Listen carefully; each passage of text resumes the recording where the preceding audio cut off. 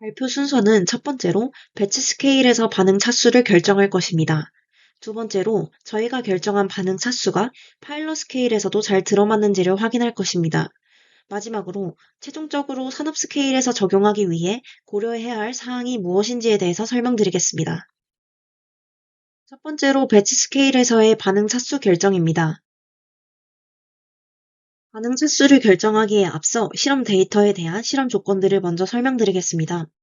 첫 번째로 99%의 아세트산과 농도가 서로 다른 황산촉매를 플라스크에 넣고 400rpm으로 교반기를 작동시켰습니다. 이어서 96% 에탄올을 아세트산과 1대1 부피비로 플라스크에 주입하였습니다. 이후 반응 시작 시점부터 일정 시간 간격으로 5ml 시료를 채취하여 남아있는 아세트산의 농도를 분석하였습니다. 그리고 이 과정을 평형점에 도달할 때까지 반복하였습니다. 다음 논문 데이터는 황산촉매의 농도별로 시간에 따른 아세트산의 농도를 측정한 것입니다. 두 번째 표는 위 논문 데이터를 바탕으로 아세트산, 에탄올, 그리고 황산의 평형 농도를 정리하였고, 이를 통해 평형산수를 계산한 데이터입니다. 가장 먼저 정반응과 역반응의 차수가 모두 0차라고 가정해 보겠습니다. 이 매스 밸런스 식을 적분하여 리니어 이쿠에이션 식을 계산해내었습니다. 다음으로 앞에서 계산한 평형산수 값을 대입하여 황산촉매의 농도별로 리니어 이쿠에이션 값을 계산해내었습니다. 그리고 이 식을 논문 데이터인 시간에 따른 아세트산의 농도값을 대입하여 시간에 따른 y값을 계산해내었습니다. 그리고 이를 그래프로 그린 후 제곱의 평균값을 구해보았더니 0.6812임을 알 수 있었습니다.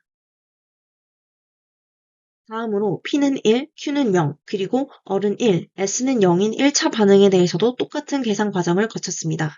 다음과 같은 매스 밸런스 식을 적분하여 다음과 같은 리니어 이쿠에이션 값을 얻어내었습니다. 그리고 이 식에서도 똑같이 평형산수 값을 대입하여 시간에 따른 y값을 정리한 표입니다. 이를 그래프로 그린 후 제곱의 평균값을 계산해 보았더니 0.8625임을 알 수 있었습니다. 마지막으로 PQRS가 모두 1인 정반응과 역반응이 모두 2차 반응인 경우에 대해서도 살펴보겠습니다. 이번에도 똑같이 다음의 매스 밸런스 식을 적분하여 리니어 이쿠에이션 식을 얻어내었습니다. 첫 번째 표는 리니어 이쿠에이션의 상수값을 계산한 결과이고, 이 값들을 대입하여 시간에 따른 y값을 계산한 데이터가 두 번째 표에 들어가 있습니다. 그리고 이를 그래프로 그린 후 제곱의 평균값을 구해보았더니 0.9828임을 알 수 있었습니다. 마지막으로 지금까지 계산한 0차, 1차, 2차 반응의 제곱값을 비교해보니 2차 반응에서의 제곱값이 1에 가장 가깝다는 것을 확인할 수 있었습니다. 즉, 배치 스케일에서 이 에스테레아 반응이 2차 반응임을 증명해낸 것입니다. 다음으로 파일럿 규모에서 반응식을 검증해 볼 것입니다. 참고한 논문 데이터는 중류탑에서 아세트산 에스터 반응을 진행한 값을 활용하였습니다. 트랜 상태의 경우 실험이 어렵기 때문에 스테디 스테이트 데이터로 검증하였습니다. 그 이유는 파일럿 스케일 컬럼에서는 온도와 유량의 제어가 느리고 각 트레이에서 완전 혼합이 가정되기 때문에 트랜센트 응답보다 스테디 스테이트 조성이 실제 반응 모델을 검증하기에 더 적합하기 때문입니다. 컬럼 내 Z축 농도 분포를 반응 진행도로 보고 농도 분포를 이용해 그래프를 그려 R 제곱값이 1에 가장 가까운 모델을 반응식으로 선택하였습니다. 반응식은 다음과 같고 평형상수 K는 배치의 결과인 5.51을 사용하였습니다. 데이터는 디스틸레이트와 바텀의 조성값을 활용하였고 디스틸레이트의 아세트산 농도는 0이며 밀도는 일정하다고 가정하였습니다. 필드 레이쇼와 디스틸레이트 그리고 바텀에서의 농도는 다음 표와 같습니다. 비교해본 모델은 다음과 같습니다. 0차 반응식, 1차 반응식, 2차 반응식, 그 중에서도 A에 대해 2차 반응식, 그리고 A에 대해 1차, B에 대해 1차, 그래서 2차 반응식, 그리고 2.1차 반응식 중에서도 A에 대해 1차, B에 대해 1.1차, 그리고 B에 대해 2.1차인 반응을 비교해 보았습니다. 구간별 농도차를 통해 RA와 1-K2분의 1의 그래프를 그렸고, 이에 따른 R 제곱값은 0이 나왔습니다.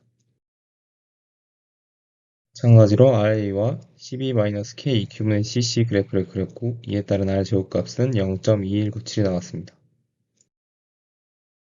RA와 CA 제곱 마이너스 K Q분의 CC 제곱의 그래프를 그렸고 이에 따른 R 제곱값은 0.4585 값이 나왔습니다. RA와 CA 12 1.1승 마이너스 K Q분의 CC CD의 1.1승의 그래프를 그렸고 R 제곱값은 0.5976이 나왔습니다. RA와 CB의 2.1승 마이너스 K Q분의 CC의 2.1승의 그래프를 그렸고 R 제곱값은 0.4581이 나왔습니다. RA와 CA 12-K Q분의 CC CD의 그래프를 그렸고 R 제곱값은 0.5997이 나왔습니다. 모든 모델의 R 제곱값을 비교해 봤을 때 위에 RA는 KF 곱하기 CA12 마이너스 KD 곱하기 CCCD의 R 제곱값이 가장 높은 0.5997의 값이 나타내는 것을 볼 수 있었습니다. 그렇기 때문에 이 모델을 파일럿 규모의 반응식으로 채택하는 것이 가장 합리적이라는 것을 증명해 볼 수 있었습니다. 파일럿 규모 선행 연구를 통해 에스테르와가 2차 반응 속도론을 따른다는 점을 확인하였고, 이를 바탕으로 연간 10만 톤 생산을 목표로 하는 산업 규모 공정을 설계하였습니다. 공정의 핵심 화학 반응은 아세트산과 에탄올이 반응하여 아세트산 에틸과 물을 생성하는 피셔 에스테르와 반응입니다. 이 반응은 가역적이며 평형에 의해 제한되는 반응입니다. 통상 70도에서 100도씨 범위에서 운전이 가능하고, 표준 반응 엔탈피는 아래의 계산과 같이 마이너스 5.28kJ/몰로 소규모 발열 반응입니다. 저희가 목표로 잡은 필요한 유량을 보면 0.079m 세제곱 per sec를 구할 수 있고, 저희는 이 반응의 평행 전환율을 약 60%로 잡았습니다. 사전 연구에서는 황산 균일 촉매를 고려하여 초기 활성 우수성과 원가 측면을 통해 랩 스케일에서 적절한 촉매로 산정하였습니다. 그러나 추후 이온 교환 수지와의 KPR을 통해 캐펙스, 오펙스 및 SH 리스크가 증가하는 것을 알 수 있었습니다. 이에 대한 대안으로 거대 다공성 술폰산 수지를 이용하도록 하였습니다. 목표 유량을 사전에 구하였으므로 CSTR과 PFTR로 반응기를 나누어 각각 필요한 체류 시간과 부피를 계산하였습니다. 먼저 CSTR의 경우 아래의 표와 같이 10만 톤을 생산하기 위해서는 875.76m 세제곱의 부피가 필요하였고 1.33일이라는 상당히 긴 체류 시간이 요구되었습니다. 이후 너무 큰 체류 시간을 줄이기 위해 PFDR 형태의 대안을 조사하였고, PFDR로 도출된 값은 다음과 같습니다.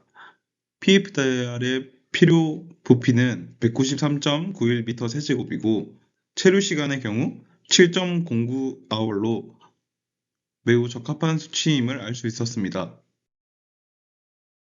사전에 계산한 표준 반응 엔탈피로 추산한 반응열은 약 2.3MW로 강한 발열 반응보다는 적절한 수치의 값임을 알 수 있었습니다.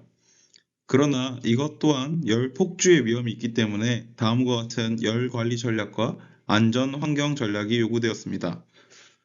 주요 특이점은 쿼치 라인 및 예비 냉각원을 확보하는 것과 기본적으로 작업자 노출 대응에 대해서 작성한 내용이 다음과 같습니다.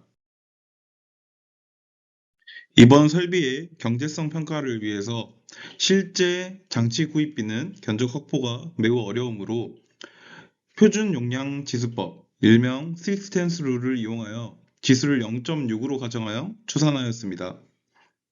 스케일링하면 한 기당 1.33 밀리언 달러의 가격을 얻을 수 있었고, 총 2개 2.677 밀리언 달러를 가용하여 연간 10만 톤을 생산하는 경우 연간 판매 수익이 1.15 밀리언 달러이므로 추후 로우 매트리얼을 가열하고 운송하는 부수 비용을 수반하여 계산하더라도 매우 높은 수익성을 확보할 수 있었습니다.